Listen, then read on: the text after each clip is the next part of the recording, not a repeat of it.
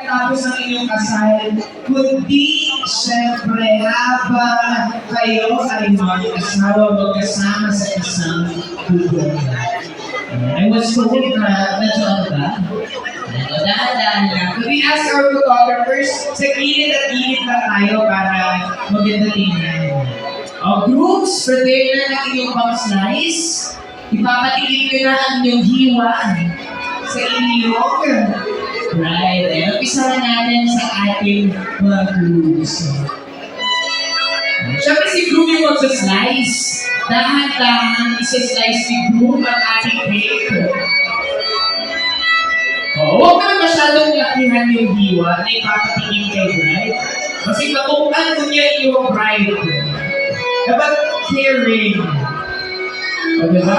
Caring yung diba si Sir Diba? May isip niya pag tayo pag-slice. Alright. Sige. Okay na ba tayo? Umpisahan natin ang ating Gamay lang dahil. magsusubuan.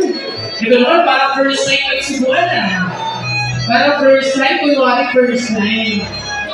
Sige, mamimigay tayo ng prize sa may pinakamasarap sumubo. Okay? Sir, subo lang po. Ba't may pa-kiss? Charot. Ayan, and 3, 2, 1, and subo. Gamay lang, Noy. Gamay lang. Dapat sweet pa rin.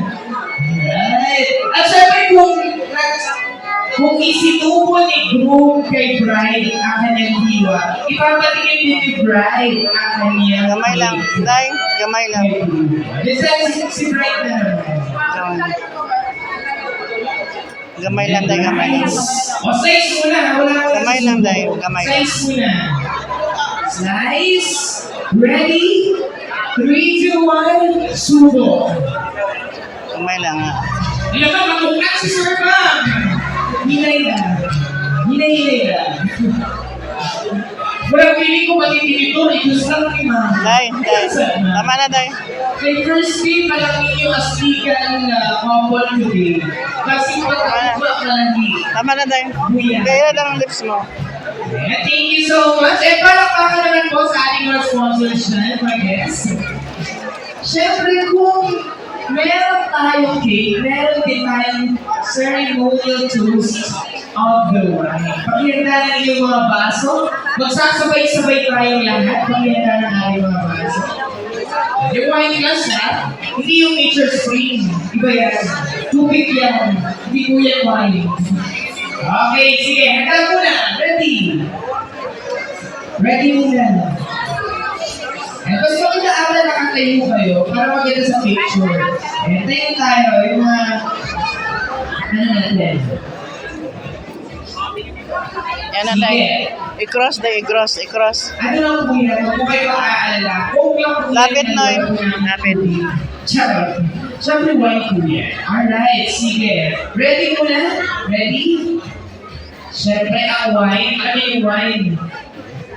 Ay simbolo ng tagal na inyong pagsasama. Diba? Yung wine, kapag lalong tumatagal, lalong sumasarap. So, may like the wine, ganoon din sana ang inyong pagsasama.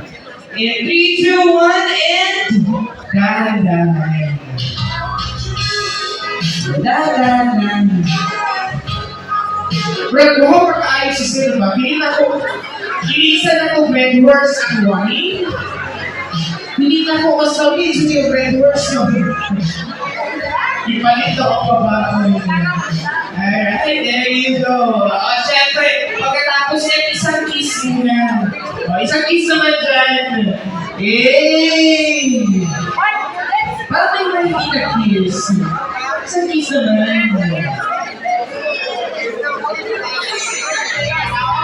Wala daw mo na kiss mo. Hindi masagot ang photographer.